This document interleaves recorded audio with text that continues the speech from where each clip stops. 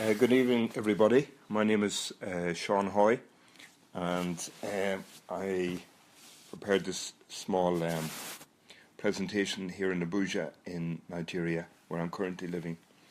I'd like to take this opportunity to thank Helen and everybody that was involved in organising tonight. If my father Eamonn was around, you know he would be sitting with you, and this is an opportunity for me to represent him, which is a great honour. I'd like to maybe just read something that I wrote a couple of years ago for Eileen Mackenzie when she asked me to do something for Christmas. And I think it's probably the most appropriate thing because it's what I think about, and it's a true story about Christmas Day in 1988.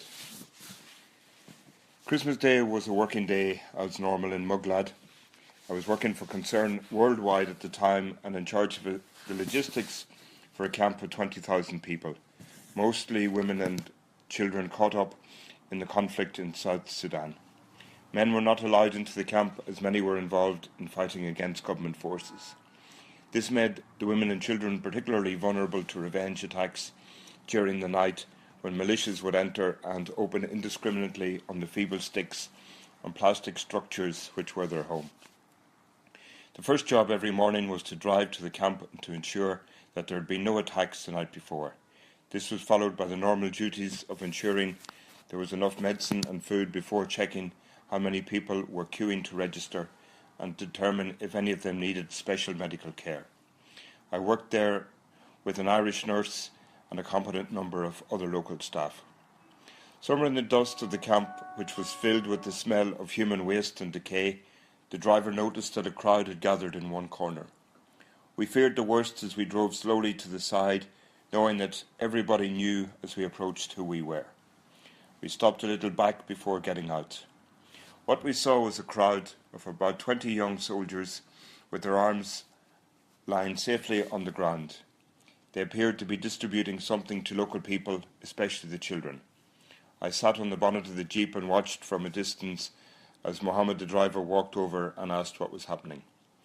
The young men were part of an army deployment that would leave later that afternoon with a train of emergency supplies on a 5-day journey to the southern town of Abyei. The men would form a human shield around an iron tank to protect the supplies from almost certain ambush along the route. The men had been paid a small advance, and a number of them had pooled their money to buy treats for the children in the camp before they left. I sat on the bonnet that morning as the sun started to rise in the haze of dust. It was especially poignant on Christmas morning, though I am still not sure how many of those young men knew what day it was. The insanity of guarding an iron train with a shield of young men who had no armour, who had walked the distance on foot, was beyond comprehension. That they were disposable was obvious. Many of them knew that they were walking into certain death. A few days later, we learned that almost every one of those young men was killed along the route, while the train chugged slowly along. The young soldiers were picked off one by rebels from the safety of the jungle. The men died without a penny in their pockets, but maybe thinking about it many years later, their currency was something else.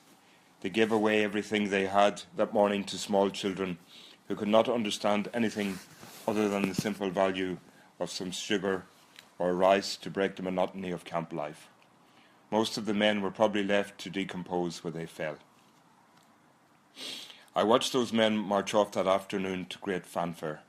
As I struggled to understand the madness of their role and the hopelessness of trying to protect an iron train, I realised that maybe they had thought this through. They had decided to go to the camp that morning as they knew their money could buy them nothing. The men had one last meal before they left.